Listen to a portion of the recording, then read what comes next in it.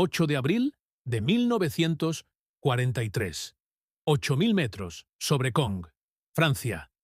La máscara de oxígeno no podía ocultar la sonrisa del Oberleutnant Ralph Hermachin mientras observaba las siluetas torpes que ascendían laboriosamente hacia su formación a través de la clara cabina de su Focke-Wulf 190A5. El veterano as de Jagdgeschwader 26 estudió a los cazas estadounidenses que hacían su debut en combate sobre la Europa ocupada. Los yanquis nos han enviado botellas de leche voladoras, transmitió a su compañero de ala, incapaz de reprimir la risa ante la visión de los masivos Republic P-47 Thunderbolt luchando por ganar altitud. Debajo de ellos, 16 P-47 C Thunderbolt, del cuarto grupo de caza, ascendían pesadamente en formación cerrada. Sus motores, Pratt & Whitney R 2800, Double Wasp, de 2.000 caballos de fuerza, esforzándose contra sus 7 toneladas de peso. Para los pilotos alemanes acostumbrados a los elegantes Spitfires y los ágiles cazas soviéticos, estas corpulentas máquinas estadounidenses parecían casi cómicas. Fuselajes en forma de barril coronados con cabinas de invernadero, alas que parecían demasiado pequeñas para sus cuerpos macizos y hélices que empequeñecían todo el inventario de la Luftwaffe.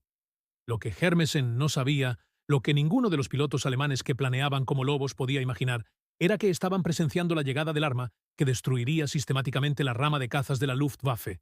En 18 meses, estas botellas de leche voladoras se transformarían de objetos de burla en instrumentos de terror, convirtiéndose sus 8 ametralladoras Browning del calibre .50 en el sonido más temido en los cielos alemanes. La matemática de la destrucción ya estaba cargada en esas amplias alas.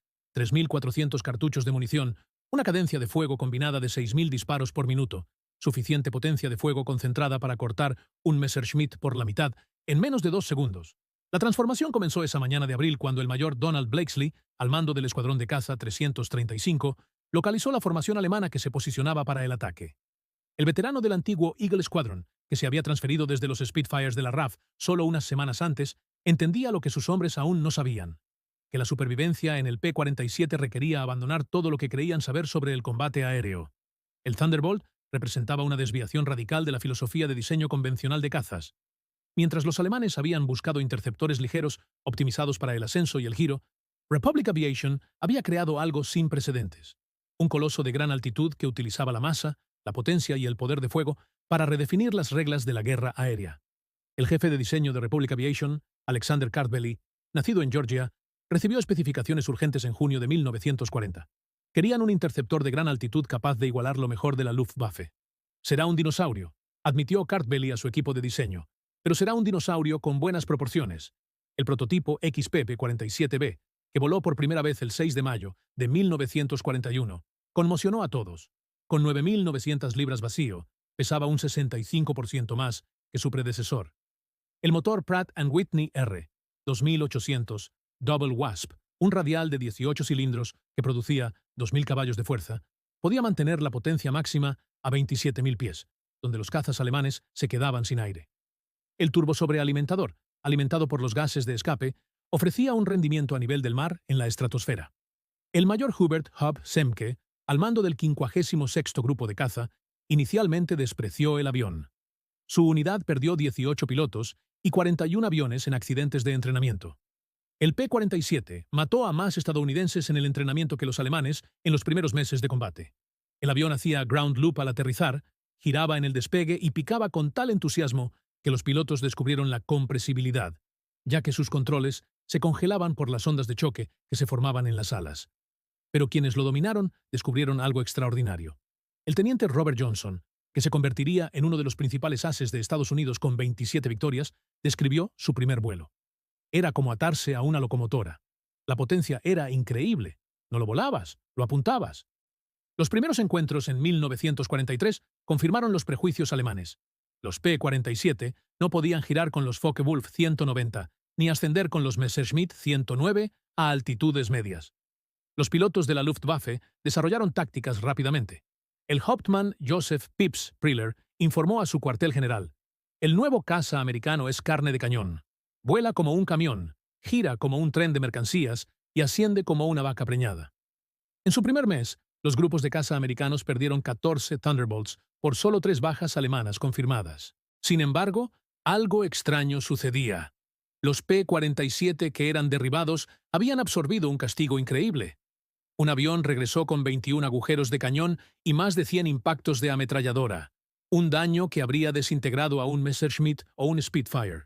El enorme motor radial, sin sistemas de refrigeración vulnerables, se encogía de hombros ante impactos que habrían detenido a un caza refrigerado por líquido. El evento que comenzó a cambiar la percepción alemana ocurrió el 26 de junio de 1943 sobre Lazo, Francia, e involucró al teniente Robert S. Johnson. Su P-47 fue alcanzado por 21 proyectiles de cañón de 20 milímetros. La cabina se hizo añicos, el líquido hidráulico se roció, el capó del motor fue arrancado y el fuego estalló. Atrapado en el avión moribundo, Johnson apenas podía mantener el avión nivelado. Un solitario Focke-Wulf 190 descubrió al maltrecho Thunderbolt y disparó toda su munición de cañón y ametralladora pesada. El P-47 absorbió toda la carga. El piloto alemán se colocó al lado, mirando con incredulidad los restos volantes. Johnson pudo ver su rostro, que pasaba de la confianza al asombro, y luego a algo cercano al miedo. El alemán vació su munición restante de ametralladora en el Thunderbolt y, asintiendo, se alejó, presumiblemente sin munición, pero incapaz de derribarlo. El avión de Johnson aterrizó con más de 200 agujeros de bala. El ala había sido alcanzada por 21 proyectiles de 20 milímetros. El motor había recibido impactos directos. Aún así, había vuelto a casa. Para julio de 1943, los pilotos estadounidenses estaban aprendiendo a explotar las verdaderas fortalezas del P-47. El comandante Zemke descubrió el secreto. No gires con ellos. No asciendas con ellos a baja altitud. Usa tu peso. Usa tu potencia. Usa tus armas. El peso masivo del Thunderbolt, inicialmente una desventaja, se convirtió en un arma. En picado, nada podía alcanzarlo. Desde 30.000 pies, un P-47 podía alcanzar 550 millas por hora, más rápido de lo que podía lograr cualquier caza alemán. El capitán Walker Bud Mahurin desarrolló la táctica conocida como Boom and Zoom, ascender a más de 30.000 pies y luego picar verticalmente para atacar a los cazas de la Luftwaffe, utilizando la velocidad para evitar ser contraatacados. Los pilotos alemanes que sobrevivieron describieron enfrentarse a una pared de plomo. La verdadera revelación del poder de fuego estadounidense se produjo durante la incursión de agosto de 1943. El mayor David Schilling se encontró con una formación de Messerschmitt 110, los destructores de bombarderos de la Luftwaffe. En menos de un minuto, los Thunderbolts destruyeron 8 Me-110. Un artillero alemán que sobrevivió relató que el caza que lo atacó disparó, y el avión que teníamos delante simplemente se deshizo. No derribado, destruido. Cada P-47 transportaba 3.400 cartuchos de calibre .50, más de 900 libras de munición. La convergencia balística de las 8 armas creaba una zona de destrucción de 6 pies de diámetro, donde se impactaban 100 proyectiles por segundo. Mientras los cazas alemanes luchaban con munición de cañón limitada, 120 a 200 cartuchos de 20 milímetros, los pilotos americanos podían mantener el fuego durante más de medio minuto. En septiembre de 1943, la Luftwaffe descubrió otra realidad aterradora. El rendimiento del P-47 mejoraba con la altitud, mientras que el de los cazas alemanes se resentía. El motor turbo sobrealimentado mantenía su potencia nominal hasta los 30.000 pies, mientras que los cazas alemanes perdían rendimiento por encima de los 25.000. El Oberleutnant Hans Philipp, uno de los ases más exitosos de Alemania con 206 victorias, se encontró fatalmente con esta realidad el 8 de octubre de 1943. Volando su Focke-Wulf 190-6, se sintió perezoso a 28.000 pies. Cuando los P-47 del 56º Grupo de Caza picaron sobre su formación desde 32.000 pies, los cazas alemanes eran blancos fáciles. Johnson, que estaba volando a 31.000 pies, lo derribó. La muerte de Philipp conmocionó a la Luftwaffe. En enero de 1944, comenzó a llegar a Inglaterra una nueva variante del P-47 que completaría la transformación de hazmerreír a pesadilla, el P-47D-22. Este modelo presentaba una hélice Hamilton Standard Hydromatic, con palas anchas de 13 pies de diámetro que mordían el aire como remos. La tasa de ascenso mejoró drásticamente, igualando o superando a los cazas alemanes. La hélice de palas anchas también cambió el sonido del Thunderbolt. Las tropas terrestres alemanas informaron que podían identificar a los P-47 que se acercaban solo por su sonido. Un estruendo profundo y amenazante que llamaron Donnerschlag, trueno. Para marzo de 1944, los P-47 equipados con tanques de combustible externos podían escoltar a los bombarderos en las profundidades de Alemania. Con la llegada de los P-51 Mustangs para el escolta de largo alcance en la primavera de 1944, Las unidades de P-47 se centraron cada vez más en el ataque terrestre, un papel que los convertiría en el avión más temido del arsenal alemán. La transición al ataque terrestre comenzó en abril de 1944.